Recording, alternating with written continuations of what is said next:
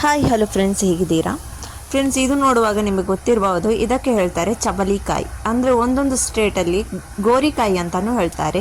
ಇದಕ್ಕೆ ಹಿಂದಿಯಲ್ಲಿ ಗವಾರ್ ಪಲ್ಲಿ ಅಂತ ಹೇಳ್ತಾರೆ. ಇದು ಚವಲಿಕಾಯಿ ಅಂದರೆ ಗೋರಿಕಾಯಿ.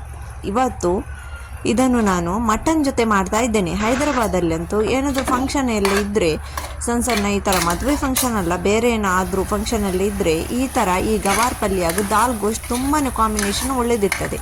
ಇದು ಗವಾರ್ ಪಲ್ಯ ಅಂದರೆ ಈ ಚವಲಿಕಾಯಿಗೆ ಮಟನ್ ಹಾಕಿ ಮಾಡ್ತಾರೆ, ಹಾಗೂ ಇದ್ರ ಜೊತೆ ದಾಲ್ ಗೋಶ್ಟ್ ಮಾಡ್ತಾರೆ. ನಾನಿವತ್ತು ನಿಮ್ಮ ಜೊತೆ ಖಾಲಿ ಚವಲಿಕಾಯಿಗೆ ಮಟನ್ ಹಾಕಿ ಮಾಡೋದು ಹೇಗೆ ಅಂತ ಶೇರ್ ಮಾಡ್ತೇನೆ. ಫಸ್ಟಿಗೆ ಇಲ್ಲಿ ಒಂದು 2 ಈರುಳ್ಳಿಯನ್ನು ಈ ಥರ ಎಣ್ಣೆಯಲ್ಲಿ ಈ ಥರ ಕಟ್ಟಿಂಗ್ ಮಾಡಿ ಫ್ರೈ ಮಾಡ್ಕೊಳ್ಬೇಕು. ಎಣ್ಣೆ ಗೊತ್ತುಂಟಲ್ವ, ನಮಗೆ ಎಷ್ಟು ನಮ್ಮ ಪದಾರ್ಥಕ್ಕೆಲ್ಲ ಬೇಕು ಅಷ್ಟು ಯೂಸ್ ಮಾಡಬೇಕು. ಈ ಥರ 2 ಈರುಳ್ಳಿಯನ್ನು ಕಟ್ಟಿಂಗ್ ಮಾಡಿದ್ದೇನೆ ನಾನು. ಕಟ್ಟಿಂಗ್ ಮಾಡಿ ಇದನ್ನು ಸ್ವಲ್ಪ ಹೊತ್ತು ಎಣ್ಣೆಯಲ್ಲಿ ಈ ಥರ ಫ್ರೈ ಮಾಡ್ತೇನೆ. ಅಂದರೆ ಸ್ವಲ್ಪ ಚೆನ್ನಾಗಿ ಪರಿಮಳ ಬರಬೇಕು, ಇದು ಫ್ರೈ ಆಗ್ತಾ ಅಷ್ಟು ಸಾಕು. ಏನು ಬ್ರೌನ್ ಆಗಬೇಕಂತ ಏನೂ ಇಲ್ಲ. ನೋಡಿ ಇಲ್ಲಿ ಈಗ ಈ ಚವಲಿಕಾಯಿ ಇಷ್ಟು ಉಂಟು ನೋಡಿ, ಜಾಸ್ತಿ ತಗೊಳ್ಳಿಲ್ಲ ನಾನು, ಸ್ವಲ್ಪ ಚವಲಿಕಾಯಿ ತಗೊಂಡಿದ್ದು. ನಮ್ಮ ಮನೆಗೆ ನಮಗೆಲ್ಲ ಎಷ್ಟು ಬೇಕೋ ಅಷ್ಟೇ ತಗೊಂಡಿದ್ದೇನೆ. ಇದು ಇಲ್ಲಿ ಎಲ್ಲ ಉಂಟಲ್ವಾ ಫ್ರೆಂಡ್ಸ್, ಫಂಕ್ಷನಲ್ಲಿ ಏನಾದರೂ ಸಣ್ಣ ಪುಟ್ಟದಿದ್ದರೆ ದಾಲ್ ಗೋಶ್ ಹಾಗೂ ಚವಲಿಕಾಯಿ ಮಟನ್ ಮಾಡ್ತಾರೆ. ಚವಲಿಕಾಯಿಗೆ ಮಟನ್ ಹಾಕಿ ಮಾಡಬೇಕು, ತುಂಬ ಟೇಸ್ಟ್ ಆಗ್ತದೆ ಇದು. ಇದು ಇಲ್ಲಿಯದ್ದಂತೂ ಫೇಮಸ್ ಡಿಶ್. ನೀವು ಕೂಡ ಇದನ್ನೊಮ್ಮೆ ಟ್ರೈ ಮಾಡಿ. ಇಲ್ಲಿ ನೋಡಿ, ಇದಕ್ಕೆ ಈಗ ಈರುಳ್ಳಿ ಸ್ವಲ್ಪ ಚೆನ್ನಾಗಿ ಅಂದರೆ ಪರಿಮಳ ಬರಲಿಕ್ಕೆ ಶುರು ಆಗ್ತದಲ್ವ, ಸ್ವಲ್ಪ ಫ್ರೈ ಆದಾಗ ಈ ಥರ ಈ ಪಲಾವ್ ಎಲೆಯನ್ನು ನೋಡಿ, ಈ ಥರ ಒಂದು ಪಲಾವ್ ಎಲೆ ಹಾಕಿದ್ದೇನೆ ನಾನಿಲ್ಲಿ. ಕಮ್ಮಿ ಇರೋದ್ರಿಂದ ಚವಲಿಕಾಯಿ ಇದಕ್ಕೆ ಒಂದೇ ಹಾಕಿದ್ದು ಪಲಾವ್ ಎಲೆ. ಇದನ್ನು ಸ್ವಲ್ಪ ಎಣ್ಣೆಯಲ್ಲಿ ಈರುಳ್ಳಿಯೊಟ್ಟಿಗೆ ಫ್ರೈ ಮಾಡೋಣ. ಆಮೇಲೆ ಇಲ್ಲಿ ನೋಡಿ, ಈರುಳ್ಳಿಯನ್ನು ಸ್ವಲ್ಪ ಗುಲಾಬಿ ಕಲರ್ ಆದರೆ ಸಾಕು, ಜಾಸ್ತಿ ಏನಿಲ್ಲ. ಇಲ್ಲಿ ಗಾರ್ಲಿಕ್ ಜಿಂಜರ್ ಪೇಸ್ಟ್ ಕೂಡ 2 ಟೀ ಸ್ಪೂನ್ ಹಾಕಿದ್ದೇನೆ ನಾನಲ್ಲಿ. ಅಂದರೆ ನನಗೆ ಎಷ್ಟು ಉಂಟು ಇದು ಇದರ ಪ್ರಕಾರ ಹಾಕಿದ್ದು, ಸ್ವಲ್ಪ ಇರೋದ್ರಿಂದ ಎಲ್ಲ ಕ್ವಾಂಟಿಟಿ ಸ್ವಲ್ಪ ಕಮ್ಮಿ ಹಾಕಿದ್ದೇನೆ. ನಿಮ್ಮ ಕಡೆ ಈ ಚವಲಿಕಾಯಿಗೆ ಏನು ಅಂತಾರೆ? ಗೋರಿಕಾಯಿ ಅಂತಾರಾ, ಗವಾರಿಕೆ ಪಲ್ಯ ಅಂತಾರಾ, ಏನಂತಾರೆ ಅಂತ ನಿಮಗೆ ಕಮೆಂಟ್ ಮೂಲಕ ತಿಳಿಸಿ. ಈಗ ನೋಡಿ, ಇದು ಗಾರ್ಲಿಕ್ ಜಿಂಜರ್ ಪೇಸ್ಟ್ ಕೂಡ ಚೆನ್ನಾಗಿ ಎಣ್ಣೆಯಲ್ಲಿ ಸ್ವಲ್ಪ ಫ್ರೈ ಆಗಬೇಕು, ಪರಿಮಳ ಬರಲಿಕ್ಕೆ ಸ್ಟಾರ್ಟ್ ಆಗಬೇಕು, ಹಸಿ ಸ್ಮೆಲ್ ಹೋಗಿ. ಆಮೇಲೆ ಇಲ್ಲಿ ಅರಿಶಿನ ಹುಡಿ ಹಾಕ್ತಾ ಇದ್ದೇನೆ, 1/2 ಸ್ಪೂನು. ಆಮೇಲೆ ನೋಡಿ, ಮೆಣಸಿನ ಪುಡಿ ಹಾಕ್ತೇನೆ. ನಮ್ಮದು ಇಲ್ಲಿ ಮೆಣಸಿನ ಪುಡಿಯೇ ಯೂಸ್ ಮಾಡೋದ್ರಿಂದ ಮೆಣಸಿನ ಪುಡಿ ಹಾಕ್ತಾ ಇದ್ದೇನೆ.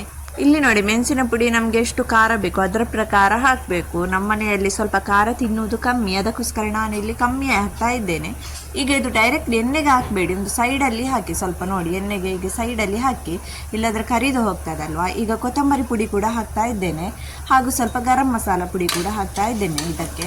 ಆಮೇಲೆ ಎಲ್ಲ ಹಾಕಿದ ಮೇಲೆ ಒಂದು ಸೈಡಲ್ಲಿ, ಆಮೇಲೆ ಎಲ್ಲ ಫುಲ್ ಹೀಗೆ ಮಿಕ್ಸ್ ಮಾಡಬೇಕು ಫಟಾಫಟ್ ಅಂತ, ಗ್ಯಾಸ್ ಸ್ಲೋ ಇಟ್ಟು, ಅಂದರೆ ಇಲ್ಲದ್ರೆ ಕರಿದೋಗ್ತದೆ. 2 ನಿಮಿಷ ಈ ಥರ ಫುಲ್ ಒಮ್ಮೆ ಮಿಕ್ಸ್ ಮಾಡಿ ಆಮೇಲೆ ಈ ಥರ ಮಟನ್ ಹಾಕಬೇಕು. ನಾನು ಮಟನೇನು ತುಂಬ ತಗೊಳ್ಳಿಲ್ಲ, ನೀವೇ ನೋಡ್ತಾ ಇರ್ಬೋದು. ಸ್ವಲ್ಪ ಮಟನ್ ತಗೊಂಡಿದ್ದೇನೆ ಸಣ್ಣ ಸಣ್ಣ ಪೀಸಸ್ ಮಾಡಿ. ಈ ಮಟನನ್ನು ಇದಕ್ಕೆ ಹಾಕಿ ಈ ಥರ ಫ್ರೈ ಮಾಡ್ತಾ ಹೋಗಬೇಕು ಇದು ಎಣ್ಣೆಯಲ್ಲಿ. ಈಗ ಮೆಣಸಿನ ಹುಡಿ ಏನು ಈಗ ಕರಿದು ಹೋಗೋದಿಲ್ಲ, ಯಾಕಂದರೆ ನಾವು ಈ ಮಟನ್ ಹಾಕಿದ್ರಲ್ಲಿ ಸ್ವಲ್ಪ ನೀರಿನ ಅಂಶ ಇರೋದ್ರಿಂದ ಇದು ಚೆನ್ನಾಗಿ ಈಗ ಮಟನ್ ಜೊತೆ ತುಂಬ ಚೆನ್ನಾಗಿ ಪರಿಮಳ ಬರಲಿಕ್ಕೆ ಸ್ಟಾರ್ಟ್ ಆಗ್ತದೆ. ಮಟನ್ ಇದರಲ್ಲಿ ಸ್ವಲ್ಪ ಒಂದು 5% ಇದರಲ್ಲಿ ಬೇಯಲಿ. ಇದೇ ಥರ ಫ್ರೈ ಮಾಡ್ತಾ ಇರೋಣ, ಜಾಸ್ತಿ ಸ್ಪೀಡ್ ಇಡಬೇಡಿ ಗ್ಯಾಸ್, ಅಂದರೆ ಎಲ್ಲ ಕರಿದು ಹೋಗ್ತದೆ, ತಲೆ ಹಿಡಿತದೆ. ಅದಕ್ಕೋಸ್ಕರ ಈಗ ಇದಕ್ಕೆ ಸ್ವಲ್ಪ ಉಪ್ಪು ಕೂಡ ಹಾಕಿ ಸ್ವಲ್ಪ ಹೊತ್ತು ಇದೇ ಥರ ಫ್ರೈ ಮಾಡ್ತೇನೆ. ಎಣ್ಣೆಯಲ್ಲಿ ಫ್ರೈ ಮಾಡೋದ್ರಿಂದ ನಮ್ಮ ಮಟನಲ್ಲಿ ತುಂಬ ಒಳ್ಳೆ ಖುಷ್ಬು ಬರ್ತದೆ. ಅದಕ್ಕೋಸ್ಕರ ನೋಡಿ, ಈಗ ಒಳ್ಳೆಯದಾಗಿ ಈ ಥರ ಫ್ರೈ ಮಾಡೋದ್ರಿಂದ ನಮ್ಮ ಪದಾರ್ಥದಲ್ಲಿ ಕೂಡ ತುಂಬ ಒಳ್ಳೆಯದಾಗ್ತದೆ. ಈಗ ಇಲ್ಲಿ ನಾನು 3 ಆಲೂಗಡ್ಡೆ ತಗೊಂಡಿದ್ದೇನೆ. ಆಲೂಗಡ್ಡೆಯನ್ನು ಸಿಪ್ಪೆ ತೆಗೆದು ಇಲ್ಲಿ ನಾನು ಚವಲಿಕಾಯಿಯನ್ನು ವಾಶ್ ಮಾಡಿ ಇಟ್ಟಿದ್ದೇನೆ ಅಲ್ವಾ, ಅದರಲ್ಲಿ ಹಾಕಿ ಇಡ್ತೇನೆ, ಎಲ್ಲ ರೆಡಿ ಮಾಡಿ ಇಡ್ತೇನೆ. ಯಾಕಂದರೆ ಫಟಾಫಟ್ ಅಂತ ಹಾಕ್ಬೋದು, ಅದಕ್ಕೋಸ್ಕರ ಆಲೂಗಡ್ಡೆ ಎಲ್ಲ ರೆಡಿ ಮಾಡಿ ಇಲ್ಲಿ ಇಡ್ತೇನೆ ನಾನು ಫಸ್ಟಿಗೆ. ಈಗ ಇದು ನೋಡಿ, ಈಗ ಚೆನ್ನಾಗಿ ಇದು ಪರಿಮಳ ಬರಲಿಕ್ಕೆ ಸ್ಟಾರ್ಟ್ ಆಯಿತು. ಈಗ ಇದಕ್ಕೆ ಸ್ವಲ್ಪ ನೀರು ಹಾಕೋಣ. ನಿಮಗೆ ಇದು ಕರಿದು ಹೋಗ್ತಿದೆ ಏನಾದರೂ ಅಂತ ಅನಿಸಿದರೆ ಮೊದಲೇ ನೀರು ಹಾಕಿ ಕಾಯಬೇಡಿ, ಇನ್ನು ಇದೆಲ್ಲ ಇಷ್ಟು ಹೊತ್ತು ಫ್ರೈ ಆಗಬೇಕು ಅಂತ. ಹೇಗೂ ನಾವೇನೋ ಅಡುಗೆ ಮಾಡುವವರಿಗೆಲ್ಲ ಇದರ ಅಂದಾಜು ಅಂತೂ ಇರ್ತದೆ ಹೇಗೆ ಅಂತ. ನೋಡಿ, ಈ ಥರ ಸ್ವಲ್ಪ ನೀರು ಹಾಕಿದ ಮೇಲೆ ಇದಕ್ಕೊಂದು 5 ವಿಸಿಲ್ ತೆಗಿತೇನೆ, ಯಾಕಂದರೆ ಇದು ಸ್ವಲ್ಪ ಬೇಯಲಿ ಅಂತ ನಮ್ಮ ಮಟನ್. ಒಬ್ಬೊಬ್ಬರು ಏನು ಮಾಡ್ತಾರೆ, ಈ ಥರ ಮಟನನ್ನು ಈ ಥರ ಫ್ರೈ ಮಾಡಿ ಇದರೊಟ್ಟಿಗೆ ಚವಲಿಕಾಯಿ ಆಲೂಗಡ್ಡೆ ಹಾಕ್ತಾರೆ. ನಮ್ಮ ಮನೆಯಲ್ಲಿ ಸ್ವಲ್ಪ ವಯಸ್ಸಾದವರಲ್ಲಿ ಇರೋದ್ರಿಂದ ಈ ಥರ ಸ್ವಲ್ಪ ಗಟ್ಟಿ ಇದ್ರೂ ಕೂಡ ಮಟನ್ ಮತ್ತು ತಿನ್ನಲಿಕ್ಕೆ ಕಷ್ಟ ಆಗ್ತದಂತ ನಾವು ಫಸ್ಟಿಗೆ ಇದನ್ನು ಬೇಯಿಸಿ ತಗೊಳ್ತೇನೆ ಮಟನನ್ನು. ನೋಡಿ, ಈ ಥರ ಸೀಟಿ, ಇದಕ್ಕೆ ಒಂದು 5 ಸೀಟಿ ತೆಗಿತೇನೆ. ಈಗ ಇದಕ್ಕೆ ಸೀಟಿ ತೆಗೆದಿದ್ದೇನೆ, ಅದು ನಿಮಗೆ ತೋರಿಸುವಾಗ ಮಿಸ್ ಆಯಿತು. ಒಂದು 5 ಸೀಟಿ ತೆಗೆದಿದ್ದೇನೆ ಇದಕ್ಕೆ ವಿಸಿಲ್. ಈಗ ಈ ನಮ್ಮ ಮಟನ್ ಕೂಡ ಬೇಯ್ದಿದೆ.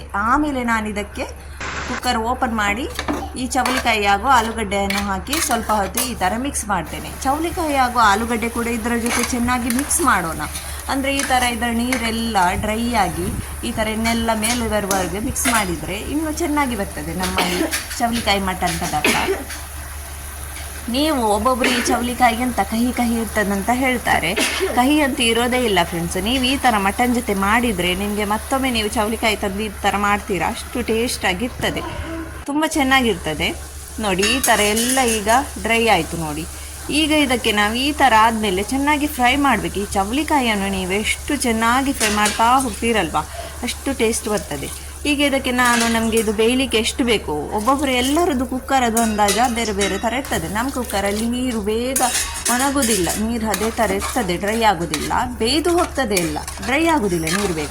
ಅದಕ್ಕೋಸ್ಕರ ನನಗೆ ಎಷ್ಟು ಬೇಕೋ ಅಷ್ಟು ನೀರನ್ನು ನನ್ನ ಅಂದಾಜು ಪ್ರಕಾರ ಬೇಯಲಿಕ್ಕೆ ಎಷ್ಟು ಬೇಕೋ ಅದನ್ನು ಹಾಕ್ತಾ ಇದ್ದೇನೆ ನೋಡಿ ಈ ಥರ. ಆಮೇಲೆ ಕುಕ್ಕರ್ಗೆ ಒಂದು 4 ವಿಸಿಲ್ ತೆಗೆದಿದ್ದೇನೆ. ಅಂದರೆ ಈ ಚವಳಿಕಾಯಿ ಚೆನ್ನಾಗಿ ಬೇಯಬೇಕು. ಆಮೇಲೆ ಕೂಡ ಇದರಲ್ಲಿ ನೀರುಂಟು ನೋಡಿ. ಒಮ್ಮೊಮ್ಮೆ ಒಳ್ಳೆ ಡ್ರೈ ಆಗಿ ಹೋದರೆ ಟೆನ್ಷನ್ ಇಲ್ಲ, ಈ ರಗಳೆ ಇರುವುದಿಲ್ಲ, ಎಲ್ಲ ನೀರು ಒಣಗಿಸಬೇಕು ಅಂತ. ಆಲೂಗಡ್ಡೆ ಕೂಡ ಚೆನ್ನಾಗಿ ಬೇಯ್ದಿದೆ. ಈಗ ಇದನ್ನು ನಾನು ಸ್ಪೀಡ್ ಗ್ಯಾಸಲ್ಲಿ ಸ್ವಲ್ಪ ನೀರೆಲ್ಲ ಡ್ರೈ ಆಗೋ ತನಕ ಒಣಗಿಸ್ತೇನೆ ನೋಡಿ. ಈ ಥರ ಒಣಗಿಸಿದರೆ ತುಂಬ ಚೆನ್ನಾಗಿ ಬರ್ತದೆ. ನೀವು ಒಮ್ಮೆ ಟ್ರೈ ಮಾಡಿ ಆಯಿತಾ ಫ್ರೆಂಡ್ಸ್. ಆಮೇಲೆ ನನಗೆ ನನ್ನ ಕಮೆಂಟ್ ಬಾಕ್ಸಲ್ಲಿ ತಿಳಿಸಿ ನಿಮಗೆ ನಮ್ಮ ರೆಸಿಪಿ ಹೇಗೆ ಅನಿಸಿತು ಅಂತ.